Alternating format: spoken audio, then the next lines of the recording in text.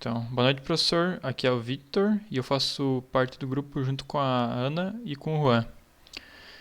Então, foi nos dado uma proposta de dimensionar e fazer o estudo de um canal no qual deve evitar inundações e erosões dos leitos. Ele deve ter 5 quilômetros de comprimento, ser retilíneo e possuir seção transversal retangular. Deve ser de alvenaria nos primeiros 4 quilômetros e de terra no seu último quilômetro.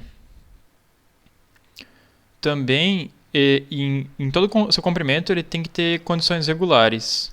O canal não pode possuir mais do que 3,5 metros de largura e nem menos que 2 metros. E tem que possuir declividade forte nos primeiros 2 quilômetros e fraca no último quilômetro. Outra coisa é que no nosso canal tem que ter uma vazão de 3 metros cúbicos por segundo e seu percurso tem que seguir algumas características. No quilômetro zero, o canal tem que estar em escoamento normal. No quilômetro 0 até o quilômetro 1 deve possuir energia específica maior do que 0,8 metros. E entre o quilômetro 2 e 4 tem que ter um ressalto hidráulico que cause uma perda de energia de ao menos 30% de sua energia inicial. Do quilômetro 0, no caso. Outra coisa é que no quilômetro 5 o canal tem que estar com escoamento normal e não deve possuir energia específica maior do que 0,65. Aí, para começar, a gente teve que definir o coeficiente de rugosidade do canal pela equação 1, no caso. Aí já a equação 2 foi usada para calcular a profundidade crítica do escoamento, fixando a largura em 2,45 m. Já na equação 3, a gente calculou o número de Froude. A equação 4 foi usada para calcular a declividade crítica. A equação 5 foi para calcular a energia específica do escoamento.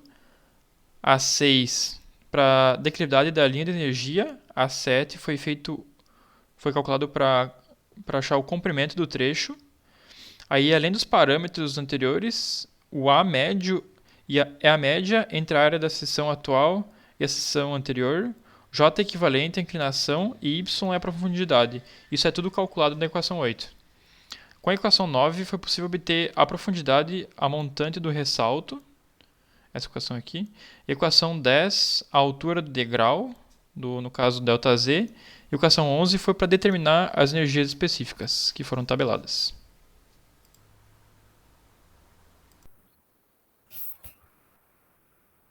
Primeiramente, a gente começou com os dados que foram definidos. O comprimento do trecho, que foi de 5.000 metros, a forma retilíneo, seção transversal, que é retangular, a vazão de 3 metros cúbicos por segundo, a rugosidade, a gente calculou com o coeficiente de Manning, levando em consideração as características do canal, que deu 0,029. A declividade fraca e constante na maior parte do canal. E a gente começou calculando o número de Froude. O escoamento crítico. Para o escoamento ser crítico, o número de Froude teria que ser igual a 1. A gente chegou a uma profundidade de 0,53 e uma declividade crítica de 0,016. Para o quilômetro zero, o escoamento teria que ser normal. Para isso acontecer, o escoamento teria que ser normal e a declividade teria que ser forte. Para a declividade ser forte, ela teria que ser maior do que a declividade crítica. E para o escoamento ser normal, o número de Froude teria que ser menor do que 1. Já para o quilômetro zero até o quilômetro 1, a energia específica teria que ser maior do que 0,80. Teria que ser maior do que 0,80 e a declividade igualmente do quilômetro zero teria que ser maior do que a declividade crítica, para ser uma declividade forte. Então, a gente chegou a uma profundidade inicial de 0,670, que atendia ao parâmetro do quilômetro zero e atendia ao parâmetro pedido do quilômetro zero ao quilômetro 1. Então, a gente conseguiu chegar a uma profundidade, a uma largura de base de 2,45, a um número de Froude de 0,71, ao raio hidráulico de 0,43 e uma declividade de 0,085. A energia específica que teria que ser maior do que 0,80 de 0,84 no começo e foi para 1,25 a uma profundidade de 1,2 e com uma declividade média de 0,05, ou seja, uma declividade forte. Do trecho do canal do quilômetro 2 ao quilômetro 4 ocorreria o ressalto hidráulico e teria que ter uma perda de 30% de energia.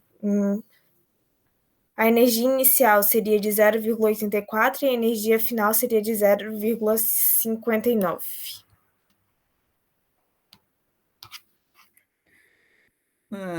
Foi calculado 50 sessões no intervalo de 100 metros até atingir entre o quilômetro 0 e o 5, no intervalo de 100 metros, assim calculando a profundidade da seção e, consequentemente, a energia específica. Primeiro foi proposto Y nessas seções e, junto com os Y calculados, utilizando a ferramenta Solver da ferramenta matemática Excel, a gente conseguiu estabelecer Y, profundidades, zerando o erro. E assim a gente conseguiu calcular, montar o gráfico. Agora, para respeitar os parâmetros impostos, que era o quilômetro 5 para frente, teria que ter uma energia específica menor que 0,65 metros, teria que ter uma declividade fraca e teria que ser um canal de terra. O canal de terra foi considerado o número de Manning, utilizado nos cálculos.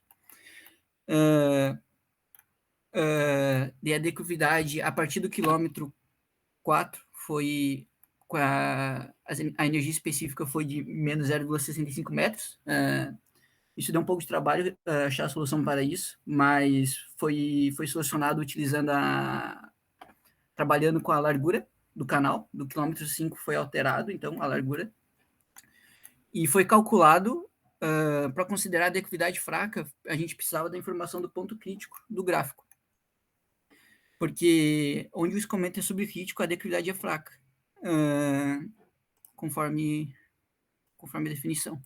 Então, foi calculado o ponto crítico do gráfico, velocidade crítica e a energia específica crítica, e isso mostrou, os pontos em amarelo são os pontos ali no quilômetro 5, que os pontos mais próximos do ponto crítico atendem aos parâmetros impostos.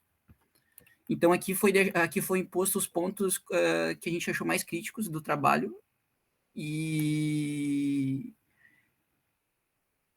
foi isso. Deu boa, Vitor?